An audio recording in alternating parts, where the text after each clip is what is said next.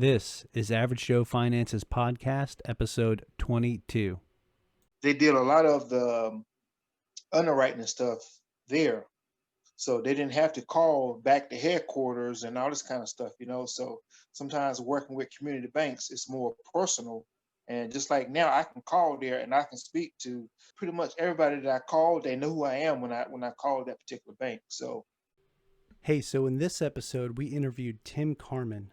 Tim Carmon is actually somebody who I served with in the Navy at my last command before I came out here to Hawaii. If I would have known that Tim was into real estate, even though he had just gotten started back then, and I wasn't even started yet, we could have been striking up these conversations way earlier. But I'm glad that he hit me up on LinkedIn and that we got reconnected and started talking about it. And this episode was pretty fun for me to record, especially catching up with an old friend, but also learning how he did it and just the different intricacies of how he does his rental properties with his brother. He does everything himself. Him and his brother do everything themselves.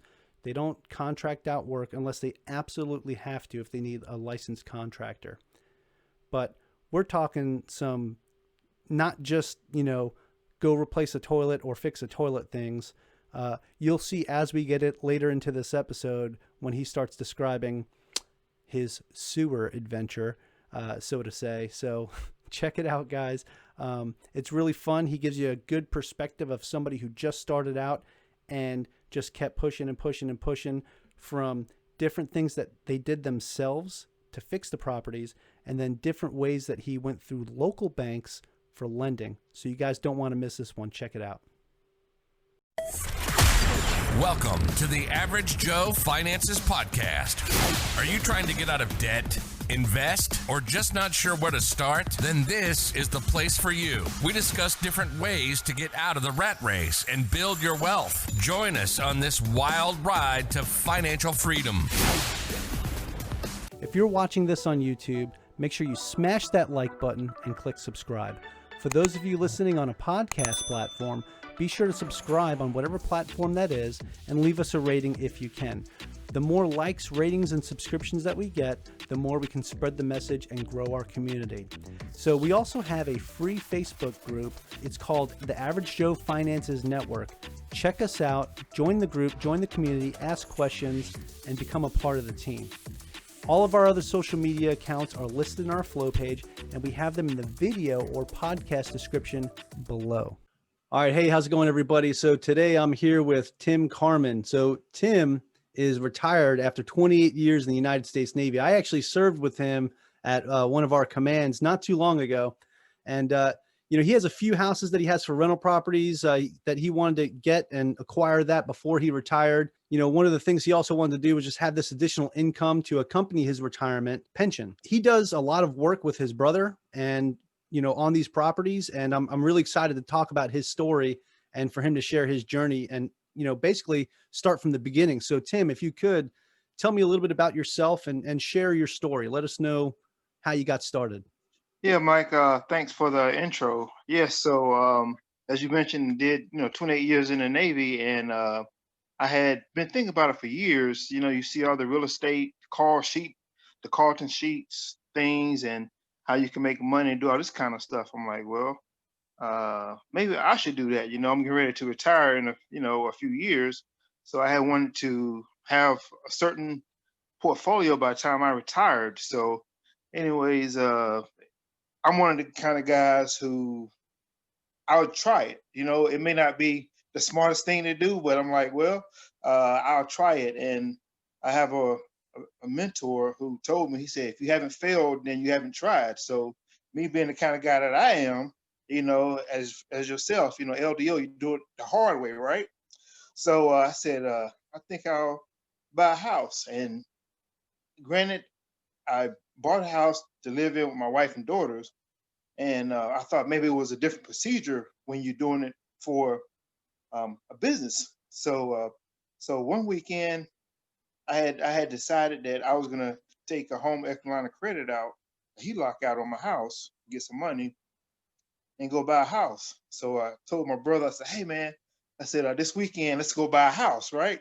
Again, just ignorant, but again, I'll try it. So we went scheduled an appointment with a guy who we saw something on Zillow, and we went and looked at the house and stuff, and it was middle to low income area, and I'm like, yeah, again, was looking at it, and I'm like, I think I want to buy this house, and I say it like this: if I can do it, anybody can do it, because as long as you humble yourself and not be afraid to ask questions and make mistakes, then you can do it. And I've made plenty of mistakes, and that's why I enjoy teaching people what not to do. Here's what I did. You may not want to do that, but again, so we went to look at the house, and after we got finished, looking at the house, I said I want it, and I'm thinking, it's easy transaction. I'm like, yeah, do I stroke you a check or what? He said, no, it doesn't work like that. It doesn't work like that. So, anyways, we went and gave him the earnest money, and it was like probably about 2 or 3 weeks later, we ended up closing. So it was at that time I didn't know the guy was a wholesaler because I thought it was his house. Hmm. So that was my first transaction with real estate. So again, took a HELOC out, went and paid cash for the house. And the very first one, it was more cosmetic than anything else because, again, being the first one, I didn't want to jump in too deep. So just minor painting, let me see, small repairs and stuff like that. So that's kind of how I got started. And it's kind of funny because my brother, he was laughing at me. He was like, you just can't stroke a check and buy a house, man. But again, I didn't know. But again, humble enough to do something. And if I don't know, I'll ask, you know? Yeah, well, the important thing is you took that leap, right? You just jumped right in. And it is kind of scary because, you went and you found the place on Zillow, and then you're just like, you showed up and you said, "All right, let's do this." I mean, I'd be terrified. So, hey, and your first transaction was with a wholesaler, so that's interesting. So, how did that work? And you said you were able to close in 2 to 3 weeks. That's Uh-huh. pretty fast, but you also paid cash for the house, right?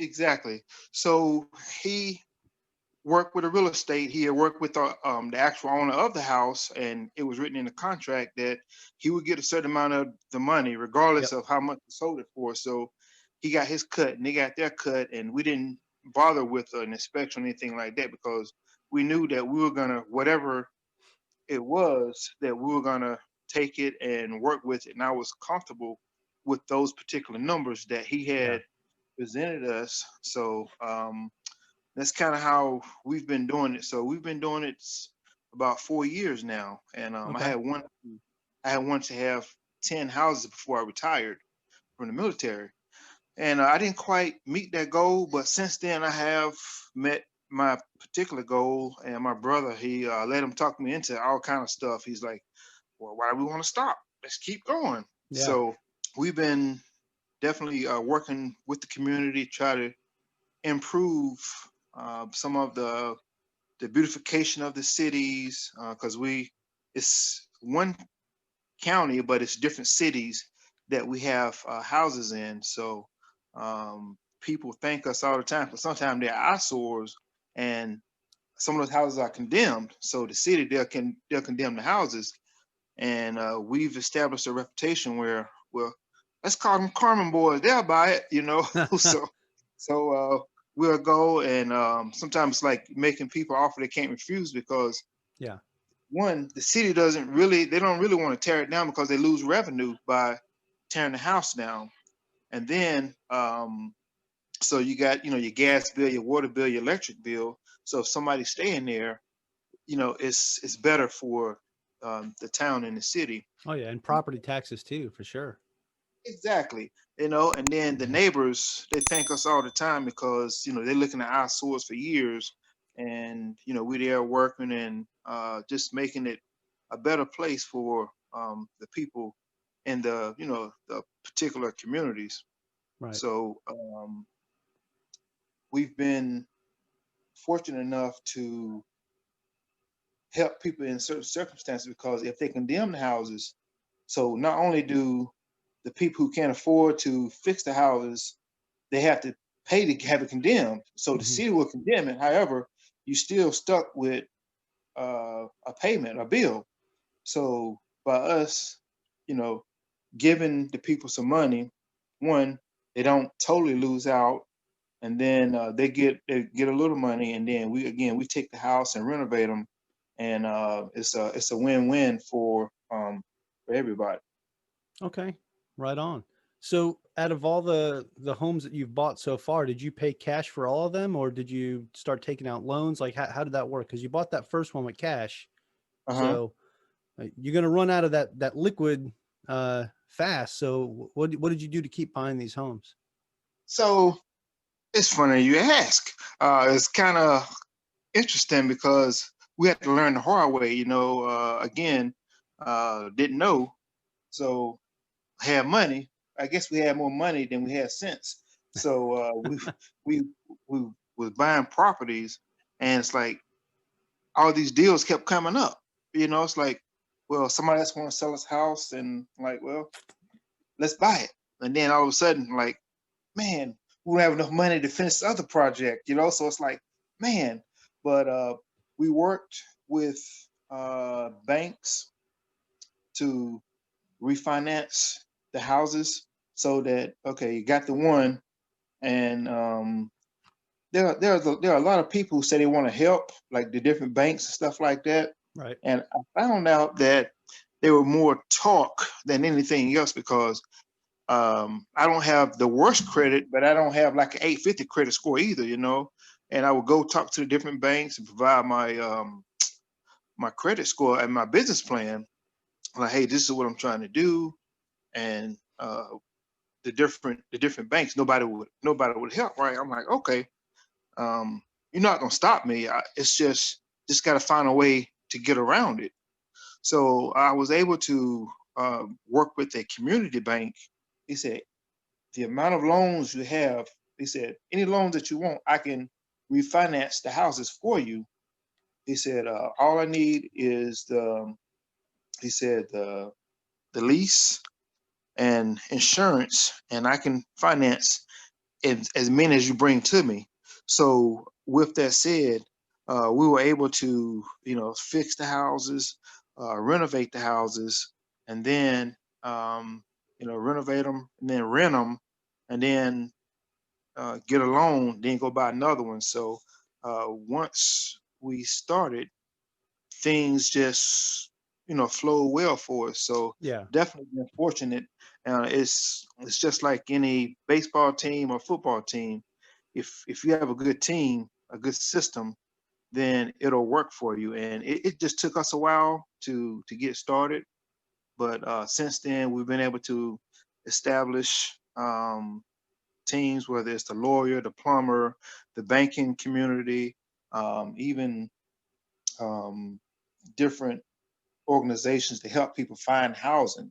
So whether it's Section 8, or whether it's veterans, or whether it's women's shelters, or whatever, we've been in touch with different organizations, because they see what we're trying to do. I make it known that I'm trying to make money is my top priority, but in the same breath, I'm not going to screw anybody, but I'm gonna help people along the way. So making Right. money is a top priority, and then helping people is a second priority. Okay, right on. So I want to go back to what you were saying with, how you're fixing up these homes and then you're renting them out and then you're refinancing them and then you're pulling that equity out and buying more properties. Have you ever heard of the Burr method? Because Uh-huh. that's exactly what that is. That's awesome. Yeah. So good stuff. And I Like, didn't know that. definitely I doing it the didn't know right what it way. was called. I didn't Yeah. know what it was called. We were just doing it. Yeah. No, that's good stuff. All right, Tim. Well, good deal. So are you strictly doing like single family homes, or are you doing like, are you also doing small multifamily, like duplexes, triplexes, quadplexes, anything like that? Yes, we have a duplex, and if different opportunities come out, we'll look into it and see. We'll make sure the numbers work for us, and if they do, then we'll definitely pull the trigger to get those.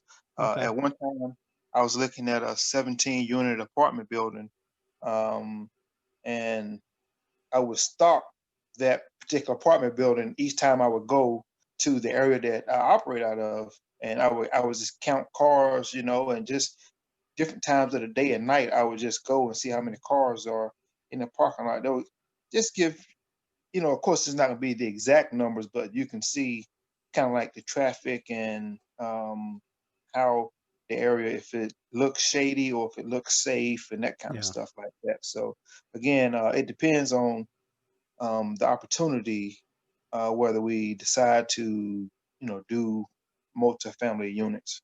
Okay, That, good deal, man. So you did 28 years in the Navy, right? yes, And sir. you had mentioned, so for our listeners out there, he had mentioned that him and I are both LDOs. So that's a limited duty officer. So we were both prior enlisted before we commissioned through that program. So there's nothing limiting about that. It just means we can't promote past '06, past captain. So it's to be able to do a 28-year career, as an LDO, I know you put in your time, man, and you put in all that hard work. It's definitely not an easy thing to do. Then on top of that, before you retired, you started getting into real estate. So I Hmm. know, trying to take your free time that you had to be able to go find these deals and do the research and figure everything out. I know what that's like because I'm doing that right now myself. It's painful. So I definitely applaud you for doing that and just keeping your eye on the ball and just keep going. So that's awesome. So you retired at 28 years. And when did you retire? How long ago was that? What is two, December 2018? Okay. So you've been retired for almost 2 years now. Uh-huh. And how long before you retired did you buy that first deal? I think I was at Group 10, actually, when I bought my first one. Okay. So So we, around, we were working together at the time. We should have around, been chatting. yeah, it's one of those things where, certain things, if you don't talk about it or whatever, Yeah. people Yeah. don't know how to do that kind of stuff. I wasn't So even doing it back then though myself. So you might've helped me, ignite the fire a little earlier. So I blame you for not talking to me sooner. No, I'm kidding. yeah, That's so good, man. yeah, 2015, Okay. definitely started, and I noticed the more people that I talk to about it, and just showing pictures. Sometimes it's not, boasting or bragging. It's like, okay, here's what I'm doing, and you find that there are a lot of people who want to do the same thing, but they don't know how to get started.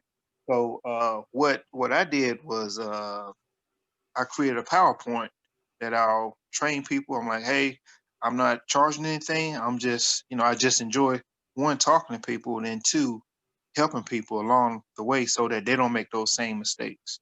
For sure. Yeah, that's good, man. That's exactly what I'm doing right now with Average Joe Finances, right? Is I'm just trying to show people that there's ways to do this, right?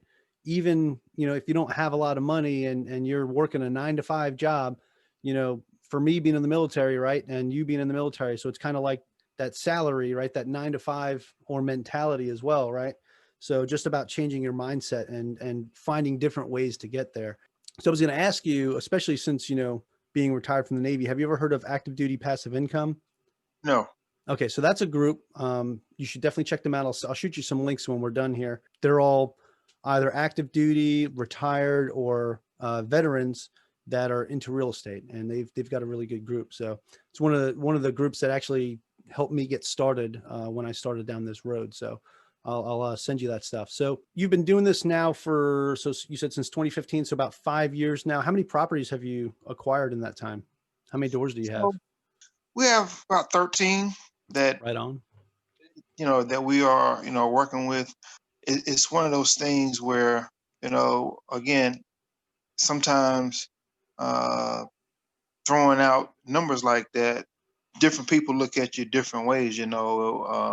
So you always have the positive people, and you always have negative people as well. So you Yeah, kind of just, I tell my brother, I said, we just continue to do the right thing and then let the chips fall where they may. And absolutely. I told my brother, I said, we do what we got to do now so we can do what we want to do later. So that's why, we put in that hard work and all this kind of stuff. And one of the things that I wanted to, I guess, it's kind of like a little scenario that anybody can do it. And that's what I try to explain, because I was talking to a friend of mine a few days ago. I said, if I was to name 3 different people to you, a police officer, somebody who works at Harris Teeter cutting meat, or a teacher, which one of those 3 did you think could afford to buy houses? He said, probably the police officer. I said, well, that's probably true. However, I personally know and trained somebody who worked at a supermarket cutting meat, purchased 2 houses. So how do you do Nice. that? So 401k, so people have different retirement plans and that you can tap into that you won't get taxed on. So, you can pull the money. If it's military people who are listening, I pull money out of my TSP to buy houses. You can do that, and then also their 401k, pull money out of that. And like I said, a person was a meat cutter at a major grocery store, and now he has 2 properties, and talking through the first one, talking through the second one, and he wants to continue to do it. So again, you don't have to be rich to do it. It's just knowing who to talk to and getting in with with different people. So it's really gratifying for me to just help people and talk, because sometimes when you talk to people, I know, like, right when I retired, one of my coworkers, I would just send pictures like, hey man, here's what me and my brother, here's what we did the weekend, all this kind of stuff. He said, Tim, do you take, you know, are you looking for investors? I said, well, I haven't really, thought about it too much, but I said I will if I need money, because sometimes you don't have money readily available, but Hmm. sometimes things come up. If you say you plan for a budget for, say, $50,000, stuff always happens. You may need 55. Right. But anyways, my coworker, he said, yeah, man. He said, I have $50,000. If you need it, let me know and we'll work out something so that, you know, it can work for you and it can work for me as well.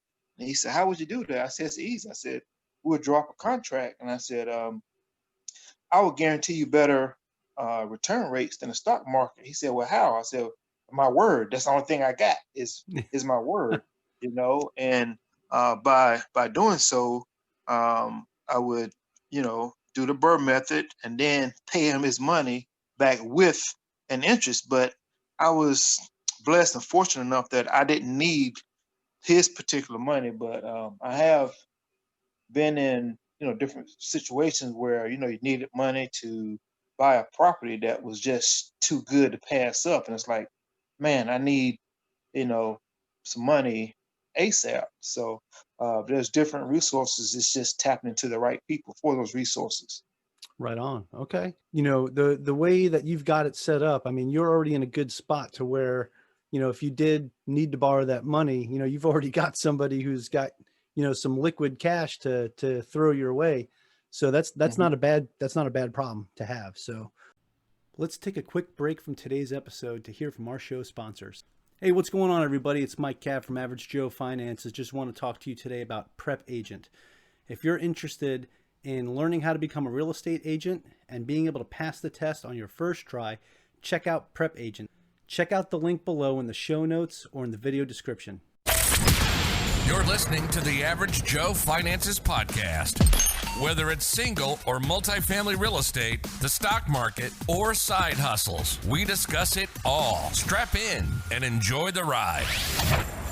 The Average Joe Finances Podcast is for informational and entertainment purposes only. Do not use this for any real estate or investment making decisions. All views by myself or our guests are solely our own and do not reflect the opinion of our employers. Welcome back, everybody. Let's get back into it. Can you tell me, like, since you've started doing real estate, tell me what you've enjoyed the most about it? I would say helping people, to be honest with you. Yeah, I like to see my check, coming in every month, without fail. But helping people, uh, me and my brother, we give probably more chances or take more risks than the average investor. And it was probably the way that we were raised out in the deep country, just always helping people. So been in different houses where, man, I've walked in some people's houses and I've seen OSB on the walls and stuff like that, and not even sheetrock. So, uh, Hmm. and I've been in $1 million houses and I've seen different things. And I told my brother, I said, I take our house, some people who come to our houses, it's like going to the Taj Mahal compared to where they came from, so and it's amazing to me. And sometimes some of the kids, like, Mom, this house is the greatest. Just different things like that that just makes us feel good. And I'm not saying that we have class A houses, because we don't. And I don't want any class A houses. That's just me, because everybody has a market, right?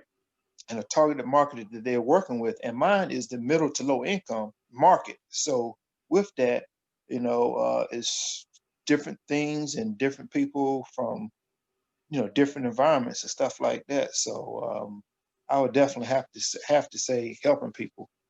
That's a fantastic thing to enjoy about what you're doing. And, it goes to show the work that you and your brother put into these houses. When you get those kind of reactions, it's pretty self-gratifying that that your hard work brought joy to someone else. So that's pretty awesome. I wanted to ask you also, besides real estate, are there any other asset classes you invest in right now? I'm thinking about turning into a lender.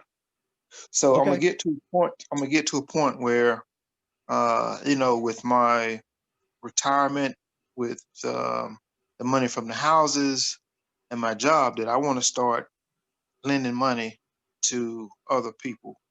I'll So, borrow some. yeah, see, you in Hawaii, so I can't afford to lend you money out there. Oh, sure you can. There's great returns on the properties out here. We have some really good appreciation, that's for sure. I bet. Yeah, so that's what I'm thinking about here in Okay. the next future. I want to get, the houses paid down, the mortgages and stuff paid down, and then start working on different things. So since I started working on houses, I look at everything differently, in a sense, from a business perspective now, and it's fun.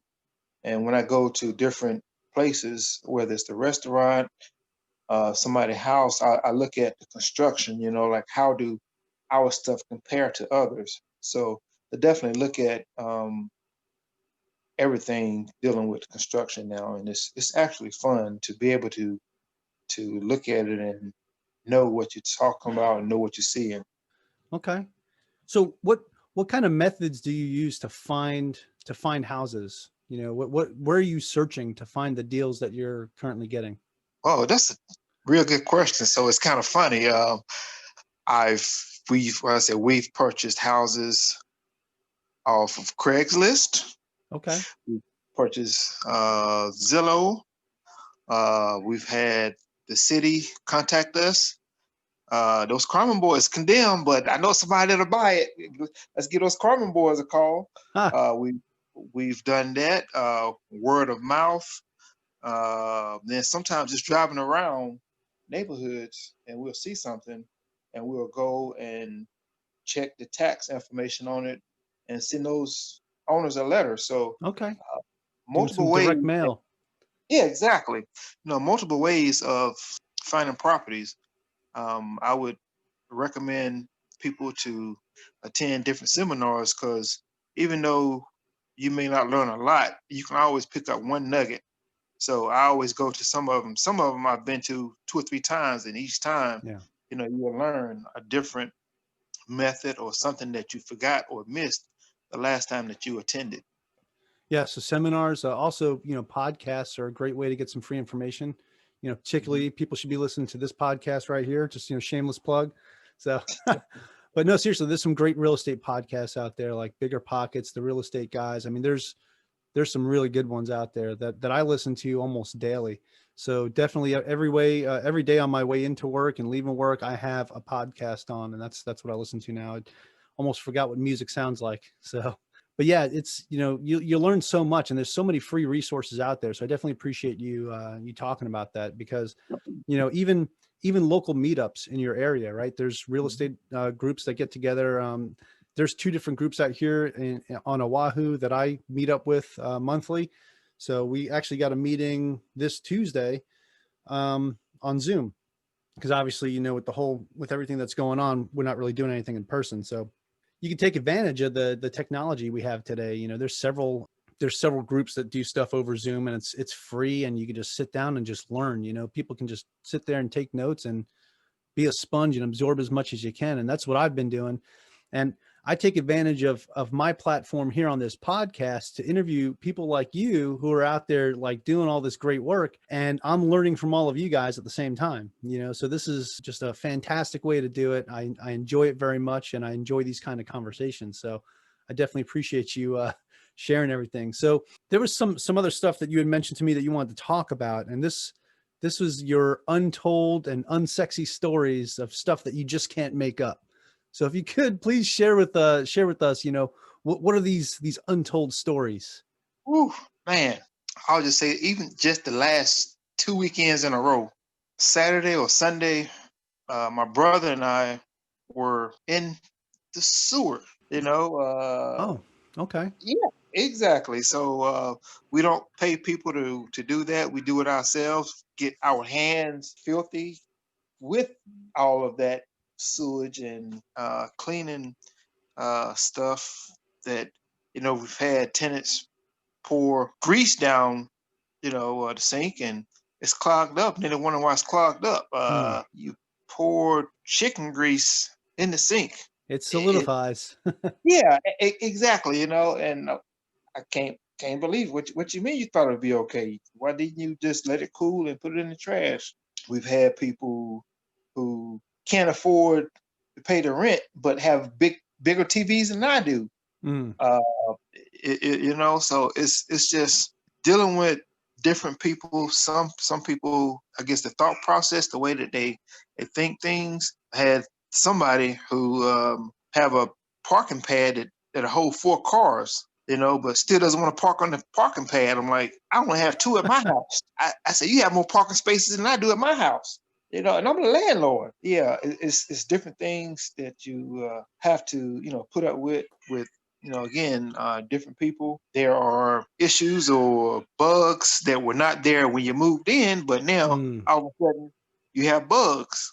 Don't know what to tell you. We've been there for months working on it. We didn't see not one roach or whatever, and yeah.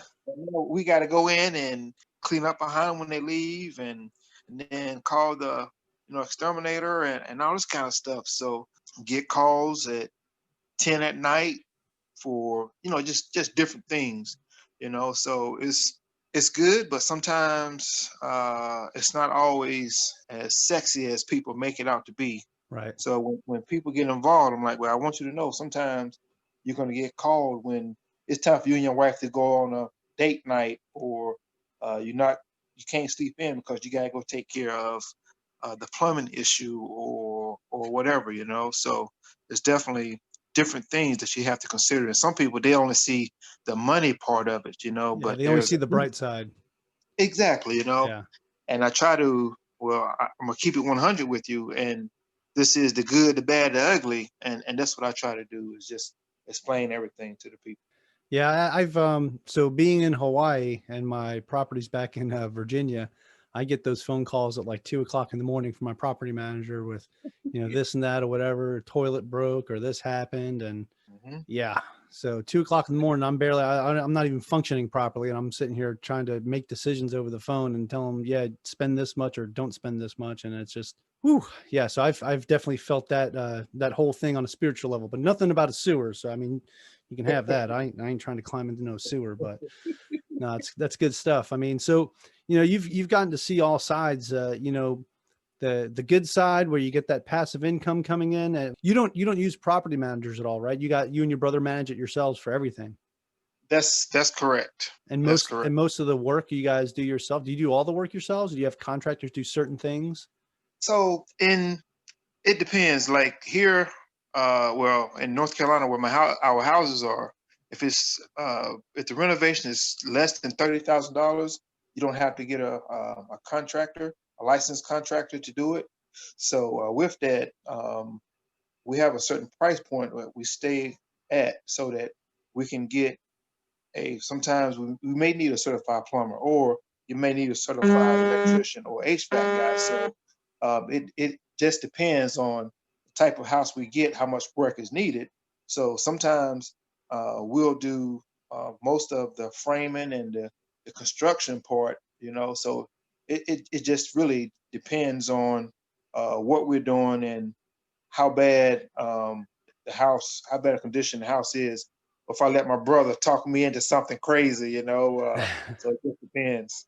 So there was something else you had wanted to talk about, and that was, and you kind of touched briefly on it, but using local banks, right? So I wanted to kind of like rewind back to when you were having those issues trying to find, just get money lent to you, right? And you said you were able to go to a community bank. So basically, so a local bank, right, in the area where you were investing, and they were able to work something out to give you the money. So how did that work? Why was it different for the local bank to be able to provide you that money versus using, like a nationally owned bank, something that's, across the entire United States?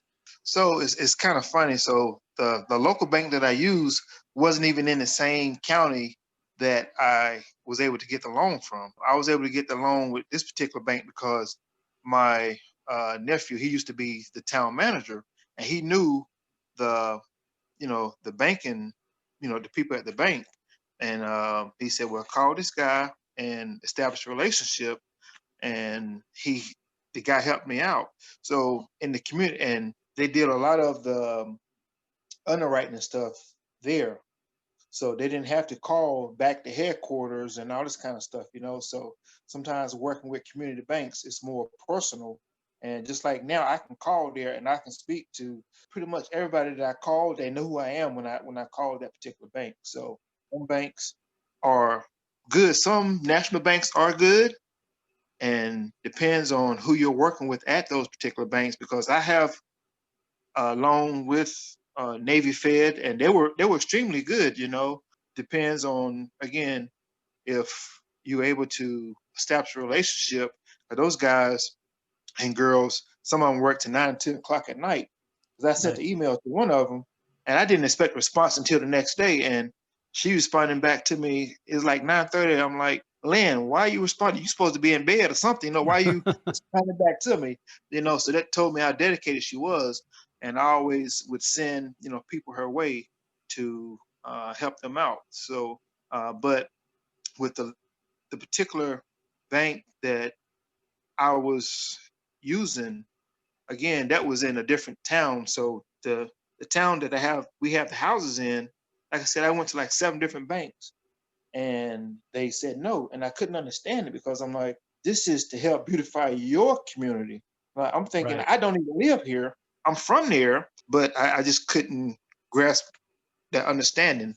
Once I got the one loan, certain banks, they can do loans out of their area, but it's like they have to do a certain amount of loans in that particular county first before they can do loans outside of their county. So again, you have to go to the banks and talk to them. So what I would recommend, again, have the business plan, and then sit down with somebody. Don't just take it over the telephone or whatever. I would want to sit down now, knowing what I know now, sit down, talk to somebody face to face so that they'll know who you are. So when you call, like, okay, here's what I'm trying to do, and explain everything you're trying to do. So that was probably the biggest key. And it was kind of funny because even one of the guys, gave him my business plan, all this kind of stuff. And at that time, I told him how many houses I had, and he said, well, I've been doing this for 5 years and I don't have that many houses. I want to be your mentor. I'm like, how you gonna mentor me when you don't have as many houses as I do? So all I need from you is the money. So it kind of that kind of bothered me, to be honest with you, because Yeah. here it was. I had only been doing it maybe like a year or two, and I had more houses than he did. But I think he was trying to see my process, see how I was doing what I was doing. I think that's what he was trying to do. But again, Maybe uh, he meant that he wanted you to be his mentor. He wanted to be your protege. Yeah, so again, you talk with different people and you get, different vibes from different people. And most of the people that me and my brother have been dealing with have been extremely helpful because they see the goodness that we're doing for the people in the community. Yeah, so I think probably the biggest takeaway from that is just that relationship building, right? You need to build a rapport with whatever lender you're using, and or whoever you're dealing with, whoever on your team, whether it's the lender, whether it's the plumber, and anybody that's doing work on the properties. Just having a good relationship with your team members can make a world of difference and save you some significant money too. Can definitely relate to that. So I think that's all of the things that I know that you wanted to talk about. I don't have any more questions. If there's anything else that you'd like to add, do you have any more little golden nuggets of wisdom you'd like to share with the audience? Yeah, I guess don't be intimidated. Ask questions, and sometimes some people think they know everything and they don't. Be humble and ask. And for the most part, I've seen people more than willing to help you out. Because I have one of my mentors. He has 80 houses, and he told me, he said, it's enough for all of us out here. And if you ask people, for the most part, people will tell you, and they won't know unless you talk to them. So I guess just be respectful and kind and talk to people like you want to be treated, and ask the questions, and people will go out of their way to assist you with whatever you're trying to do. And I know I definitely do. And my brother, the same way, will help any and everybody. That's probably the biggest thing, is just helping people, whether you get something out of it or not. To me, it doesn't matter. Just, helping people. Right on. Tim, definitely appreciate that. That's some great wisdom. There's a lot to take away from this interview that we've had, and lots of good pieces of information that for someone who's just getting started, just to get them set in the right direction and get their feet moving, one by one, baby steps. You gotta crawl before you walk. And I think you kind of lay out, just there is a way to jump up from that crawling position and just start walking and just get in there and go. Yeah. That determination and that motivation that you have when you got started, man, that's awesome. So where can people find more information about you? Do you have a website, or where can you be found on social media? No, it's funny that you say that. No, because I guess I want to keep it small and low key, but people, they can email me at tcarmon747@gmail.com, and I'll be more than glad to talk to people, explain to them, or hit me up on LinkedIn, Timothy Carmon, Carmon, and again, be more than glad to talk to people, help people out. So it is one of the things where I don't want to say limit myself, but I don't want to get real big. I don't know if that makes sense to you or not. Just staying humble. Yeah, exactly. Just stay, a little guy that's, doing things behind the scenes, just slowly but surely poking along, We'll go ahead and get your email and your LinkedIn link put in the show notes. All right. So, hey, Tim, really awesome having you on here. Thank you for taking the time to come on the show and chat with us today. Oh, thanks for having me. I definitely enjoyed it, and I'll be more than willing to come back. Fantastic. All right, man. Out of here. Thanks for listening to the Average Joe Finances Podcast, your source for beating debt, saving money, and investing. Learn more at averagejoefinances.com.